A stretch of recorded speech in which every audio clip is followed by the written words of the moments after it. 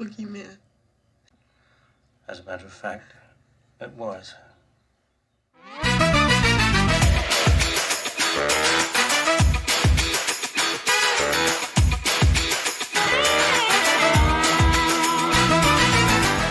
Welcome to Both Sides Are Sometimes Cool with myself, Ashley, and Ed. Good evening, Ed. How are you? Good evening, Ash. How's things? Not bad, not bad.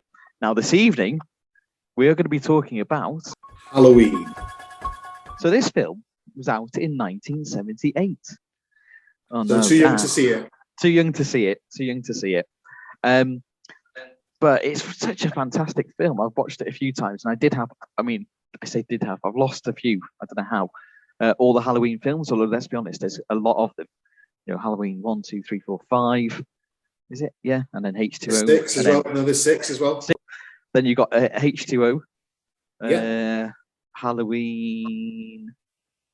What was it? Halloween Kills, Halloween Ends. Then you got the Rob Zombie Halloweens 1 and 2 as well. There's a lot of them, and the quality does vary. Yeah, I do. I think the first one is the best. I think then for me it would probably be H2O. Then the last one that they did with Jamie Lee Curtis, and obviously I've not seen this latest one yet, but it's getting quite good reviews, I think. Yeah, it's been well. It seems to be very well thought of. So I'm looking forward to that one. But yeah, obviously, as you know, I like my factoids, and I was looking into this. Now, this film took 47 million in the box office, and obviously, in terms of all the spin-offs that it's had since, you know, we're talking millions and millions and millions. But do you know how much the budget was for this film, Ed? What's a million takings? Probably 7 or 8 million. 300,000. Really? Of That's which, a nice return. yeah. So the budget on this film was 300,000, of which my understanding is approximately 150,000 was spent on Panavision cameras. 20,000 was spent. Well, I mean, these figures are reported. Obviously, we haven't seen the spreadsheet, have we? But reportedly, Donald Pleasance got 20,000 for doing 5 days' work. That's all his fault was, 5 days. Jamie Lee Curtis reportedly got 8,000, and the whole thing was done and dusted in 17 days. And there wasn't much budget on it really. It was filmed. You know, even though it's based in Halloween, it was filmed like I think it was around July time. So if you look at it, all the trees are all nice and green and so on and so forth. And they actually had to get leaves, paint them brown, and then scatter them around to make it look like autumn. Yeah, crazy, just sort of crazy things they did. And it's reported as well. Just looking at these other things, that the reason that the film is dark, because I mean, there's a lot of dark scenes in there, isn't it?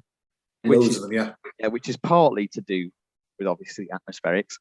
But I think originally the way it came from was because they didn't even have enough money to pay for proper lighting, purportedly. But yeah, 300,000 for a film. Crikey, when you think about, I mean, okay, that's just ridiculously small budget, isn't it? I mean, even by today's standards, that's probably the equivalent of what, 7 or 8 million. Yeah. And most feature films you look are costing 40, 50, upwards 50, 60 million to make. So yeah, even relatively, it's incredibly small amount of money to make what became a classic. But obviously they didn't know they were making a classic at the time. One of the things I love about this film is it's almost a bit of a tribute to the whole thing of the Scream Queens, and that's where John Carpenter came in terms of casting Jamie Lee Curtis, because he believed that his take on it is that Jamie Lee Curtis's mum was the ultimate Scream Queen because she was in Psycho.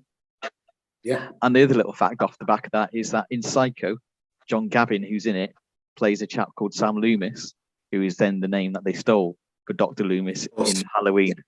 So it's kind of Halloween in some ways. It's almost like a tribute to the family, if you know what I mean. Yeah, I can absolutely see that. You can tell there's a lot of love in Carpenter's vision, and that he's not just an American filmmaker. He's someone that knew how film worked, and I think I said a similar sort of, well, we both said a similar sort of thing with Alien.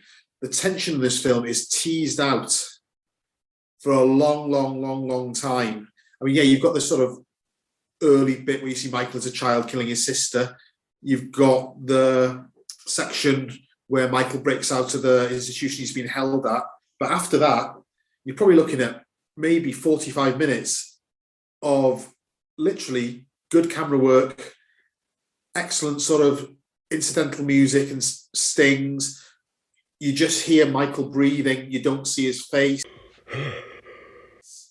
You see a couple of sort of near misses with him. The one with the kid with the pumpkin bumps into him. And you just got this feeling of growing dread and menace in the same way of Alien and Jaws. It's just this growing dread that you know that something pretty awful is going to happen. But Carpenter is making it, it's ramping the pressure up, ramping it up until the pressure is released when Michael actually starts to kill the teenagers. Yeah, because he kills, I think it's only like, I say only, 7 people. But, you know, compared to some films, it's not very much. But it's a long time, isn't it, until he kills the first person.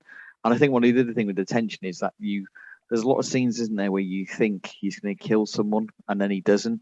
I'm trying to think of the one where, you know, where he's, I think, isn't there one where he's like looking through the window at someone and they're making a sandwich in the kitchen and he's going back and forth and you think he's definitely going to kill someone now. And then it doesn't, you know, and then it doesn't happen. So it's this constant guessing game of, is it going to happen now? The music's building. No, it's not actually. And then that's probably what gets you even more, because then you always got this little false sense of security, that this isn't going anywhere, and then bang, gets them. Going back to what you were just saying there, though, another little factoid, you know, you mentioned about the him bumping into the person with the pumpkin, Jim. Obviously, pumpkins are out of season as well, so they had to get pumpkins and paint them orange because they didn't. So, really, when you think about it, anyway, just little bits of fun that I like, little bits of trivia. So, yeah, you don't really, yeah, like you say, you don't see his face. I mean, I wonder how William Shatner felt about that, really. You know, that his image was used. I mean, he can't have been impressed, could he, initially? Not initially. I mean, it's probably a bit, it's good. I'm sure all of our listeners know what Ash is alluding to there. It's Michael Myers' mask was based on Bill Shatner's face. So the movie Halloween needed a scary face. So somehow the producer or the director or somebody picked up a mask, a death mask of me. It had been made on Star Trek where they would use the mask for appliances. So instead of using my face, they used the mask to make sure everything fit. I heard about it, and the next Halloween with my grandkids, they went out trick-or-treating. I went with them. I was wearing the mask. And they would go and say, trick-or-treat, and they usually get candy. One time, the guy said, get out of here. I went up to the front door and knocked on the door. The guy answered, he said, I'm sorry. And I leered at him with the mask, and then I yanked it off. And I stared at him. He screamed, shut the door. Talking about the Michael Myers character, Loomis describes him as he spent 7 years trying to get through to him, and the next 7 years making sure he never ever got out. I met him 15 years ago. I was told there was nothing left. No reason, no conscience, no understanding, and even the most rudimentary sense of life or death, of good or evil, right or wrong. I met this 6-year-old child with this blank, pale, emotionless face and the blackest eyes, the devil's eyes. I spent 8 years trying to reach him, and then another 7 trying to keep him locked up, because I realized that what was living behind that boy's eyes was purely and simply evil. So Michael Myers as a character, I mean, later on as it goes on, he becomes a bit sort of like the Terminator. He becomes indestructible. You know, they blow him up, they shoot him into a mine shaft, all these bad things happen to him, but he always comes back. I think Halloween 6 that was a troubled film. The actual Halloween 6 that was released was cobbled together 3 different attempts to make it, so it doesn't make much sense. But it was making out then that Michael was some sort of demonic god summoned by a cult or something like that. So because he's never ever credited as Michael Myers in the credits, he's credited as, you said, as The Shape. Do we think, on a sort of purely story level, that the kid that was Michael Myers is no longer in there and he's just inhabited by this pure malevolent force? And that's why they call it The Shape rather than Michael, because Michael's not there anymore. Oh, that's a good question. What do I think? Well, I mean, maybe you could argue that maybe it's evolved. I don't think that's how John Carpenter set his stall out, if you know what I mean. I don't think that's how what his original concept was. I think it was just more a case of that. Yeah, he's gone off. He's just a bit of a psycho, really. And I think John Carpenter wrote it, or he wanted it in such a fashion that you couldn't relate with him. You know, like in another story, a bit later down the line, I think they've tried to give him more of a backstory and sort of. But I don't think that was John Carpenter's vision. John Carpenter's vision was that you've got this lad. He's a, I don't like to use the word, but just trying to think, there's probably no better way of putting it really than psychopathic, is it? Really, he's a psycho, and totally devoid of sort of like emotions, and he didn't want him to be understood. You know, like you're supposed to watch the film and just think, yeah, he's just a psycho. Just evil. Yeah, so I think that's how it was originally written, and I think that was the concept. Yes, I suppose, like you say, though, it does, as the films go on, though, they get a bit ridiculous in the sense that he becomes this indestructible being. We had a stake through the heart, we had a head chopped off, we had it all. And they looked at me and said, Jamie, there's a clause in the contract with Mustafa Akkad that says you can't kill him.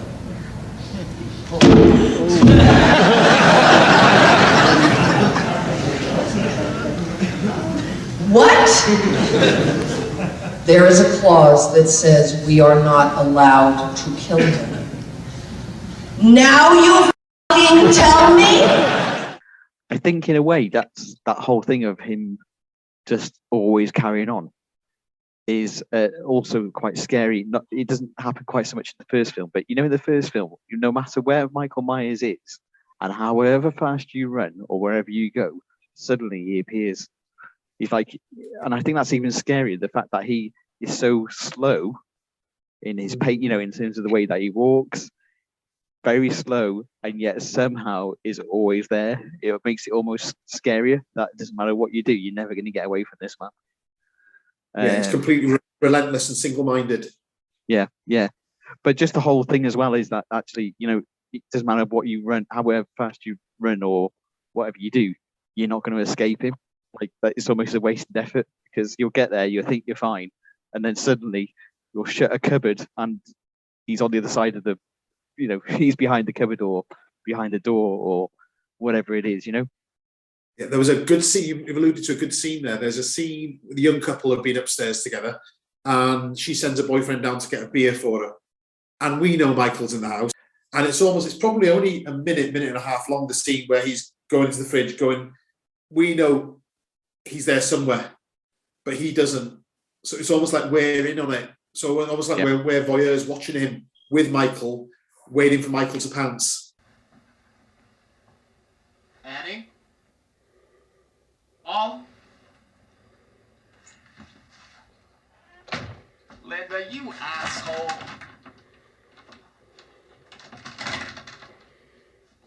Okay, Linda. Come on out.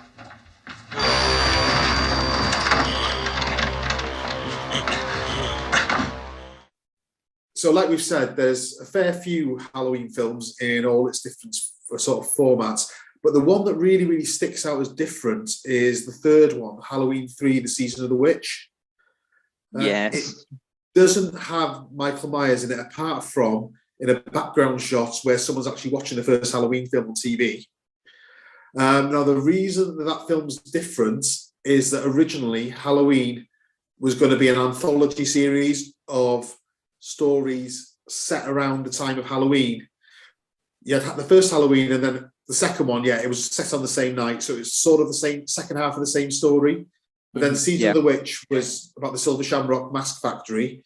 Halloween 4 was again meant to be a completely different story, but I think Season of the Witch wasn't as majorly successful, so they had to think of a way of resurrecting Michael Myers for the rest of the franchise, and that wasn't John Carpenter's original vision. No, I'm just trying to look here. I'm trying to find a fact which I had, which was to do with the music, which is particularly iconic as well. And it apparently was something to do with the fact that it was something to do with 5 and 4. I'll be honest, even if I find this fact, really, it won't mean anything to us anyway. It would to a musician. They'd go, "Oh yeah, I know what that means." So let's probably skip the fact. But yeah, really, the music is very iconic as well.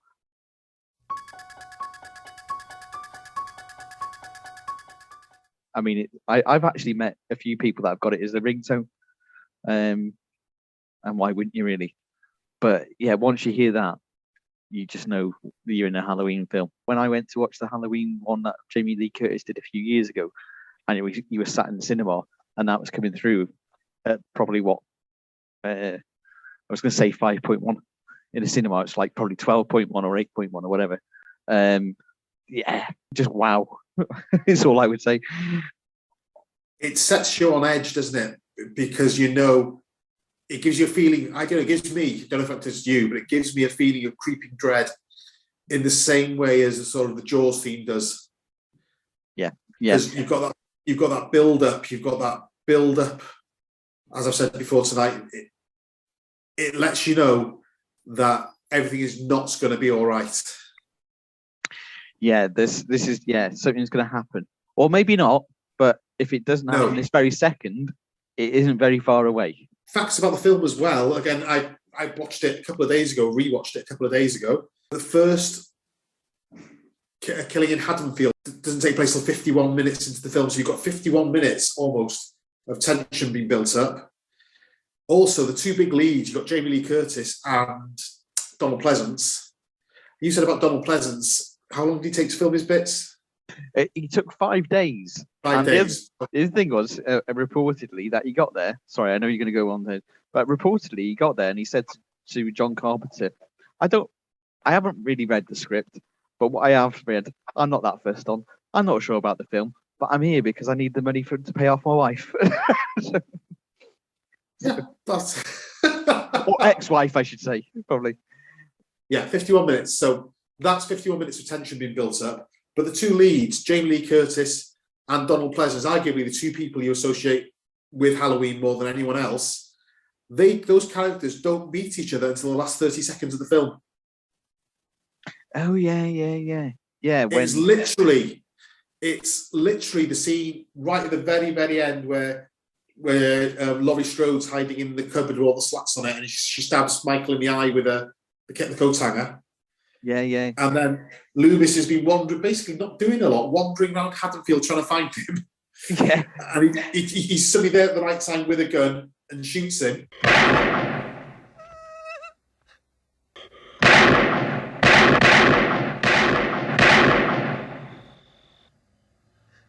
What's the boogeyman? As a matter of fact, it was. No, it's not a factoid. It's a personal thing to me, but it's a really funny family story. Haley and mine's first date movie that we went to see in the cinema together, because young people used to go to the cinema together when they were back in the 90s, was Halloween H20. Oh, good call, Ed. It was back in the day where the cinema, again, this won't mean anything to anyone who's not local, but our local cinema, which is now Wetherspoons in Llandudno, showed one film for a week. So there's no such thing as these multiplexes. We had basically one cinema that showed one film for a week. So there was that or nothing. So we gave that a go. I see your little ploy there, Ed. Trying to get Haley all scared so she'd snuggle up to you. Yeah. Yeah, that was like, so when would that have been then? That would have been 98. That was 1998. But you gotta love Jamie Lee Curtis, haven't you? She's been making some amazing films for so long. How old is Jamie Lee Curtis then? Jamie Lee Curtis, let's have a look how old. She's got to be 70, hasn't she? She must be. Hold on, I can't see without my glasses on. 22nd November 58, she was born. So that would make her 63, yeah. No, is it? I don't know. Yeah. I'm gonna Google it. I can't even see. Because she's married to some isn't she married to like a musician guy who did the Spinal Tap? Yeah. Mm-hmm. Yes, Christopher Guest, I think. Yeah. Let's have a quick look. Yeah, she's 63. She's 63. Married to Christopher Guest from Spinal Tap. She has always rocked that short haircut, hasn't she? I can't think of many other people that. I mean, but she looks fantastic with it. She's kind of. I just love her because I feel like she just does her thing. She doesn't pretend or try to be anyone. She's just her, yeah. Like it or not. I'm just checking it. I'm pretty certain. Right. Okay. This is weird continuity now. So the Halloween film's continuity makes no sense. So Laurie Strode is in Halloween and she's in Halloween 2. In Halloween 4, it's where is it? Let's have a look. Laurie is revealed to have died prior to the film's events, with the role of the protagonist taken up by her young daughter. But then we've got the one that came after Halloween H2O, and I can't remember what it's called. But wasn't that written into the story though somehow or other? I'm sure that. Yeah, maybe. Wasn't it written into? I don't know. I could be making this up in my own head. I thought it was written into the story somehow or other that she hadn't died, but everyone was sort of saying that as a way of getting her away from Michael. Yeah. It was something like that, but there was another one where she actually did die because you see her, she's in an institution for people with mental health issues. And I'm sure I can remember seeing it in the cinema where she was climbing over the roof, she falls to her death. Well. But then in the Halloween 2018, it turns out that she's been in Haddonfield all along, building that fortress for when Michael finally comes back. So it's almost as if they've sort of ditched all the continuity apart from the first two Halloween films and just gone back to that. About the Halloween Resurrection, 2002. Here we go. Laurie's fears of killing the wrong person again get the better of her, and when she tries to remove his mask to confirm his identity, Michael stabs her and throws her off the rooftop, killing Laurie in the process. So it's like going back a bit. It's almost like they've gone down a blind alley with continuity, ditched it all, and come back and sort of rip the plaster off and say, right, okay, this is how it actually happened. You know what? I probably, yeah, well, clearly you're right. I think I've actually just got too lost with it. I'm just looking now. There's so many Halloween films, isn't there, really? Yeah. It's just, well, I was going to say it's never ending. Jamie Lee Curtis apparently has said this is her last film. Well, we'll see. Yeah, and you can't really do it without her, can you? Well, it wouldn't work with anyone else, would it? I don't know. No, you can't recast Laurie Strode, can you? No. Apparently that character was named after John Carpenter's first girlfriend. Oh, okay, fair enough. Another little factoid. As I'm remembering these little factoids, I'm throwing them in. None of them make any sense or a context about what we're talking about. But, there's another factoid there for you. Yeah, no, I love that. I do really like the Halloween films, but probably the first two, H2O, and then the last, Halloween I liked. Halloween Kills. I really don't remember it very well, I'm just wondering why I don't. And I'm looking forward to this next one.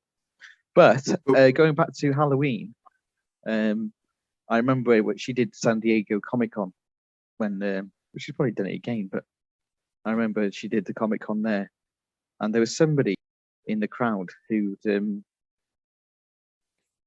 basically been a victim of like a home invasion, and I think it got quite emotional. And Jamie Lee Curtis, I think, kind of broke a lot of protocol. I don't think her security were very happy with it because she basically stopped the panel pretty much and just went down into the audience and started hugging her.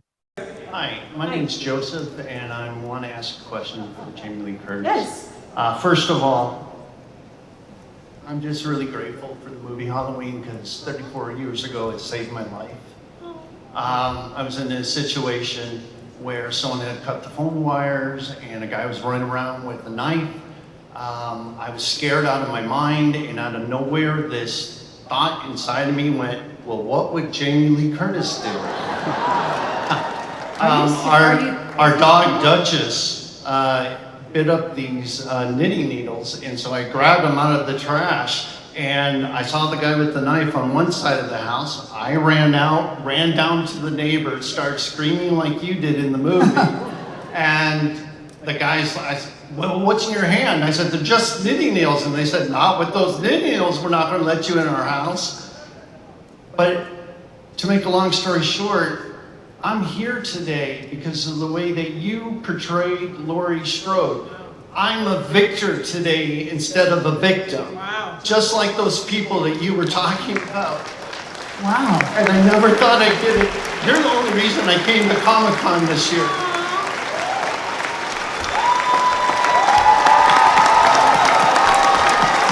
Sir, come up, sir. Come around. Come around. Come around.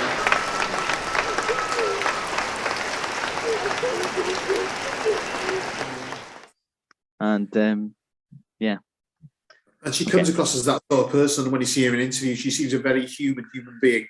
Yeah, I'm actually getting a bit emotional just thinking about it, really, to be fair. But going down, following that sort of angle about the sort of person she was, Laurie Strode as a character, especially as she was written in the last three films, what an amazing, I know she's a very damaged character, but what an amazing sort of role model almost for, survivors like that. When you said from the reaction she had at a Comic-Con event, that a fictional character can almost, obviously never make it go away, but can bring a sort of cathartic response like that, where someone feels they can talk to the actor because of because of what the character has made them feel. Because apart from the first two, the characterization probably wasn't brilliant. It was just your slasher movie. But the 2018 Halloween was so character based, and it really, really showed the mental and the physical and the emotional effect that being a victim of a stalker or a home invasion can have on anybody. And Laurie's character carried it with a whole life. It unfortunately defined who she was, so that a person who's really been through that can reach out to an actor. That's amazing. Her character, the way that she acts out in that film is amazing. I think, really, if I was to have my top three, it's going to be Halloween, the original, Halloween 2018 one, and H2O. For once, we do agree a lot, but on this one, I am absolutely complete agreement with you. The original is fabulous, and so's the 2018, but you wouldn't have the 2018 without the original to show the journey from Laurie as a teenager to Laurie as a middle-aged woman. And then H20, H20 was better than probably any that have come since. And it's got that lovely place in my heart because it was my first date movie. And on that basis, we are in total agreement. Hang on, guys. Oh my God. Well, we do agree. I mean, we don't disagree on very much. We just rarely quite in such unison. So, Ed, I think we're going to probably wrap it up there. Anything you want to say before we do so? No, it's been great fun as always to sort of reminisce about possibly the original and best stalker slasher horror film. I mean, often imitated, definitely never ever bettered, even though some of the films in the middle were quite dodgy. I think, Halloween is the gold standard for that type of horror film, and it gave us the career of the fabulous Jamie Lee Curtis. Totally agree with you, Ed. Totally agree with you. Well, guys, thanks for listening. We have been Bow Ties Are Sometimes Cool. I think that wraps it up for this episode, and we will see you again. Bye for now. Goodbye.